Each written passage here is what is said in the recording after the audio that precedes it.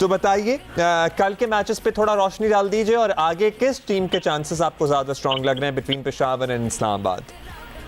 Thank you, आप दोनों का शुक्रिया। मेरा ख्याल है सबसे पहले तो हमें पाकिस्तान क्रिकेट बोर्ड को मुबारकबाद देनी चाहिए कि इतने मुश्किल हालात के बावजूद उन्होंने जिस तरह से इतनी अच्छी ब्रॉडकास्टिंग और इतने अच्छे मैचेस कराए, हाई ऑक्टेन मैचेस थे रात को। अब्दुल्ला, आप लोगों ने भी देखे होंगे, मजा आ गया। अच्छा, आप इतनी लेट मैच देखा आपने और सुबह सुबह आप उठ गई हैं, तो इसके लिए आपका स्पेशल शुक्रिया हमारे लिए।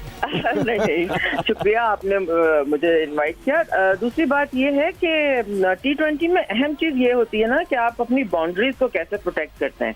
तो कल जो हमने मैच देखा, जिसकी वजह से मैं इसको हाई ऑक्टेन कह रही हूँ, और सोहेब मकसूद ने जिस तरह डील किया छक्कों और चौकों में, और इसके बावजूद कि रिजवान जो कप्तान थे और बहुत अच्छी फॉर्म में, वो 0 पे आउट हो गए, तो एक बहुत बड़ा झटका लगा टीम को। और वहां से कोई भी टीम अगर प्रेशर लेती तो वो फारिग हो सकती थी, क्योंकि इनका जो मिडिल ओवर्स में इनके बैट्समैन है वो भी कोई बहुत स्ट्रांग नहीं थे। मगर कमाल इनिंग्स खेली है सोहेब मकसूद ने, मुझे लगता है कि रीबर्थ हुई है उनकी एज ए प्लेयर, और आई होप कि आगे नेशनल टीम में भी उनका चांस बने। उनके साथ चार्ज बहुत अच्छा खेले। तो असल बात ये है कि जो टीम का कॉम्बिनेशन है मुल्तान सुल्तान का, ये वो टीम है जो 2 पॉइंट्स के साथ आई थी बाय द वे कराची से, आपको इस ज़हन में रखना चाहिए। और यहाँ पे यूएई में आके जिस तरह से ये इन्होंने तरक्की की है, जिस तरह से मैचेस जीते हैं, और एक मुकम्मल टीम वर्क जो है वो हमें नजर आया है। उसकी वजह इनकी बॉलिंग स्ट्रेंथ ने भी इनका बहुत भरपूर साथ दिया। कल तो सोहेल तनवीर ने अपने तजुर्बे से बताया, वो मैन ऑफ द मैच भी रहे, कि अगर सोहेल मकसूद ने एक तरफ अपना हक अदा किया तो दूसरी तरफ बॉलिंग में सोहेल तनवीर ने। अच्छा, आलिया खुशदिल शाह की इनिंग्स पे भी जरा तबसरा कीजिए, काफी बात हो रही है उनकी इनिंग्स पे। जी, इसलिए कि खुशदिल शाह जो है वो, उन्होंने वैसे तो नेशनल T20 में सेंचुरी स्कोर की थी 32 गेंदों पे, लेकिन अनफॉर्चुनेटली वो इंटरनेशनल लेवल पे उस तरह से परफॉर्म नहीं कर पाए चांसेस मिलने के बावजूद। लेकिन कल ये अच्छी बात हुई कि जो पावर हिटर्स थे, 3 खास तौर पे, यही 3 सोहेब और चार्ज और उसके बाद खुशदिल शाह, तो वो उम्मीद थी कि ये अच्छा खेलेंगे, लेकिन प्रेशर का बहुत डर था, क्योंकि आपको पता है क्वालिफाइड था। लेकिन जिस तरह खुशदिल शाह ने वो इनिंग्स बनाई, खेली, फिनिश किया, वो कमाल था। और इसी वजह से ये टीम इतनी तेजी से आगे जा रही है कि अपने सारे मैचेस जीतती जा रही है। अब देखें कि फाइनल में उनका मुकाबला किससे होता है।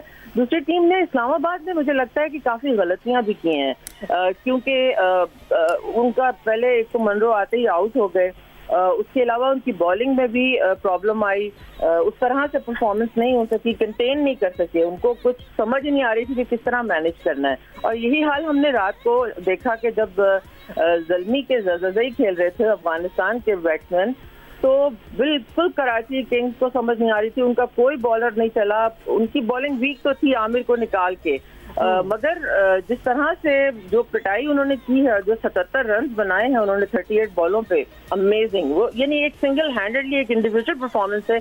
ये 2 प्लेयर्स दोनों अपनी टीमों को जितवा के ले गए हैं, जिस तरह के पेशावर ने खेला। अच्छा आलिया, इंस्टिंक्ट आपकी क्या कह रही है कि फाइनल किसके बीच में है? We are putting you on the spot here, लेकिन अब तो टीमें ही 3 रह गई हैं, तो बताएं क्या लग रहा है आपको?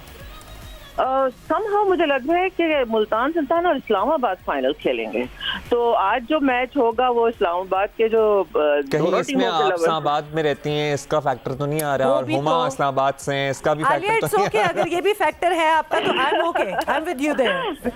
नहीं, बिल्कुल ये फैक्टर अपनी जगह होता है, क्योंकि इसी वजह से आपको पता है रीजनल टीमों को आप सपोर्ट करते हैं अपने अपने शहरों की। लेकिन ऐसा नहीं है, मुझे ऐसा लगता है कि जैसे हजरतुल्लाह ज़ज़ई जो खेले हैं रात को, पेशावर ज़ल्मी क्या दोबारा वो रिपीट कर सकेगा? अनफॉर्चुनेट बात यह है कि कोई पाकिस्तानी प्लेयर, मैं मुसलसल ये अपने प्रोग्रामों में भी कहती आ रही हूँ, वो आपको लाइन जो है वो क्रॉस नहीं करवा रहा। आप तकलीफ दे बात यह है, और इस पर हमें काम करना चाहिए कि हमारा चाहे कामरान अकमल हो, इमामुल हक हो, शोएब मलिक हो, कोई भी प्लेयर जो पाकिस्तानी है वो अपनी टीमों को उस तरह नहीं जितवा रहे, सवाए एक्सेप्शनल जैसे सोहेब मकसूद कल खेले। तो इस पे जरूर काम होना चाहिए। क्या हजरतुल्लाह ये रिपीट कर सकेंगे आज के मैच में दोबारा? क्या उसी तरह वहाब रियाज अच्छी बॉलिंग कर सकेंगे? क्या इस्लामाबाद जाने देगा? मुझे नहीं लगता, क्योंकि मनरो अगर एक इनिंग्स में आउट हो गए तो दूसरे इनिंग्स में नहीं छोड़ेंगे। तो ये चीजें, और प्लस बॉलिंग भी उनकी इस्लामाबाद में जो 2 नौजवान हैं, आकिफ और मोहम्मद वसीम, वो उनको थोड़ा सा अच्छा इस्तेमाल करना होगा। और शादाब को ऊपर खुद बैटिंग करने नहीं आना होगा 4 नंबर पे। वो अपने आप को बहुत अजीम बैट्समैन समझते हैं और बेड़ा गर्क किया उन्होंने। वैसे भी आलिया, क्या उन्होंने अपना लाइनअप में नंबर चेंज कर लिया था? क्योंकि हमें भी लग रहा था कि जरा अर्ली ऑन आ गए हैं शादाब। जी बिल्कुल, उनका 4 नंबर है ही नहीं, वो छठे सातवें नंबर के बैट्समैन है right. बेसिकली वो।